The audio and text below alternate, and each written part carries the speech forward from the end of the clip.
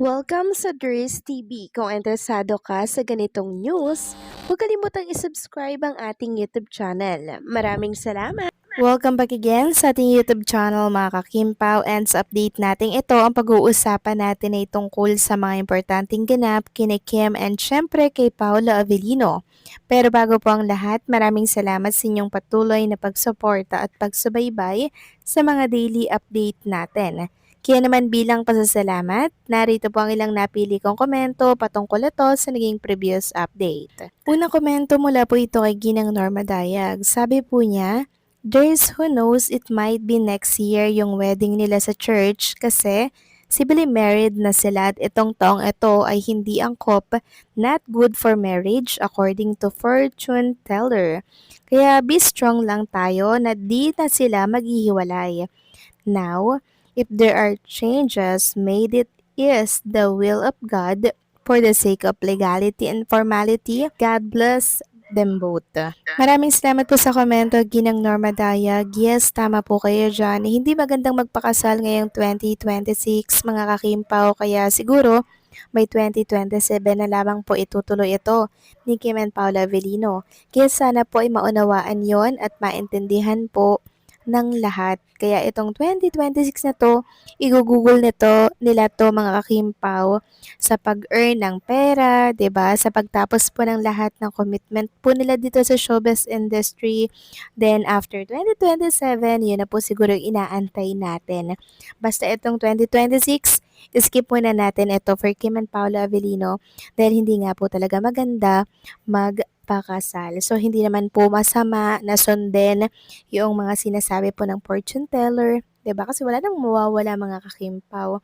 Wala namang mawawala kung susundin natin or hindi, 'di ba? Basta ang maganda dito mga kakimpaw, kampante na po tayo kay Kim and Paula Avellino dahil talagang pinapatunayan na po talaga nila mga kakimpaw kung ano man po yung meron sa kanila.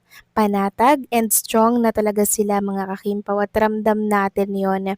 Grabe, parang wish granted po yung ating mga kahilingan dahil ramdam na po natin na parang nalalapit na po talaga yung pagtatapat nila mga kakimpaw. Sana umamin na sila this 2026, di ba?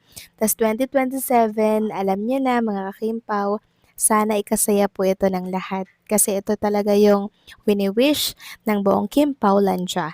So maraming salamat sa komento, Ginang Norma Daya. God bless po sa inyo and mag-iingat po kayo palagi. Next comment naman mula po ito kay Ginang Rose Marie Diano. Sabi niya, sa Norway sila mistress, hindi sa Iceland. Tama yung sinabi sa nakakita sa kanila na nasa Norway sila. Sabi ng Abante, Sir Ray Pumaloy, na dumiretso daw sa Pasig si Kim, meaning sa bahay ni Paulo after ng vacation nila. Baka nga daw totoo na nag-live-in or baka madalas pumupunta sa bahay ni Paulo. Natandaan ko yung sinabi ng kapitbahay daw ni Paulo at nakalock yung bahay at nandun yung dalawang sasakyan nila. Maraming salamat po sa komento, Ginang Rosemary Diano. Sinearch ko po kasi yung picture na yun, tapos ang lumabas, parang sa Iceland. So, ang Google talaga, no, mga kakimpaw, minsan mali-mali din.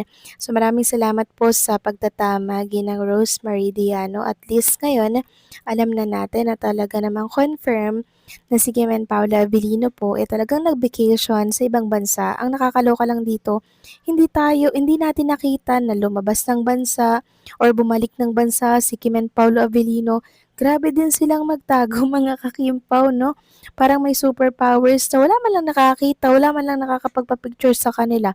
Paano ba naman siguro balot na balot mga kakimpaw habang sila po ay nasa public places kaya hindi po nakikilala ng mga tao na nakakita po sa kanila.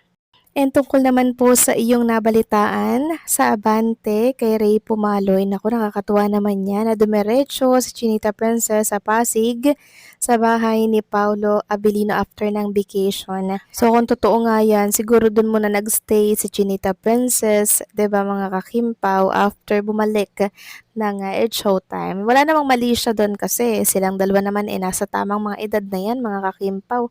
Hindi na naman po 'yan bata si Kim and Paolo Avellino kaya kung ano po yung mga ginagawa nila ngayon at ini-enjoy, happy na din tayo mga kakimpaw na si Kim ay nagpupunta sa bahay ni Paolo at gano'n din si Paolo kay Chinita Princess. Yes, nabalitaan ko din po at nabasa ko din po yung tungkol doon sa sinabi na ano daw, kapitbahay daw siya ni Paolo or Chinita Princess. So nakita daw nga yung sasakyan, nakalock daw po yung gate at wala daw pong tao, nakabakasyon daw ang Kim Pao.